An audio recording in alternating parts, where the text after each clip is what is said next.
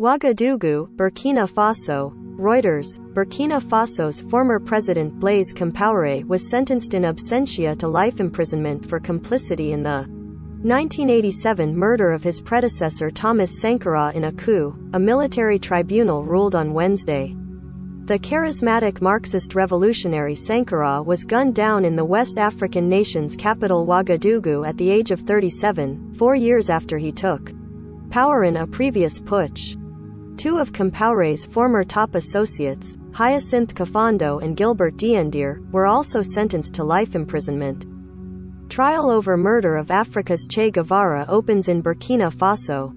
All three have previously denied involvement in Sankara's death along with 11 other defendants accused of involvement in the plot.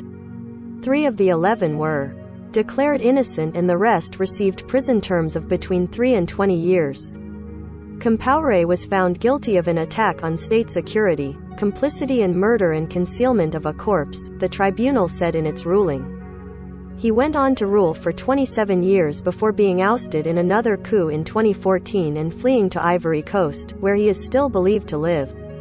Africa's Che Guevara. Sankara, who gained a reputation as Africa's Che Guevara, took power on a promise to thwart corruption and post-colonial influences, denouncing foreign aid as a control mechanism. He rolled out mass vaccination against polio, banned female circumcision and polygamy, and was one of the first African leaders to publicly recognize the growing AIDS epidemic as a threat for the continent.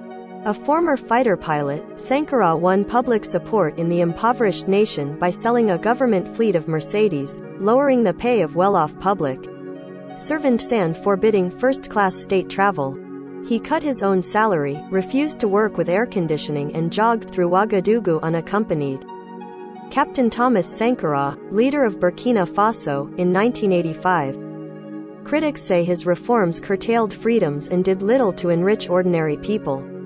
But admiration remains and justice has been long awaited by Sankara's family and supporters. I think Burkinabe know now who Thomas Sankara was. What he wanted and what those who assassinated him wanted too, said Sankara's widow, Mariam Sankara. Speaking at the courthouse. A procession and gathering are planned later in the day at the spot Sankara was shot, where a statue of him now stands. Today I am very proud to see the culmination of a legal battle of almost 30 years, proud to have a country where justice works, said Guy Hervé Cam, a lawyer for Sankara's family.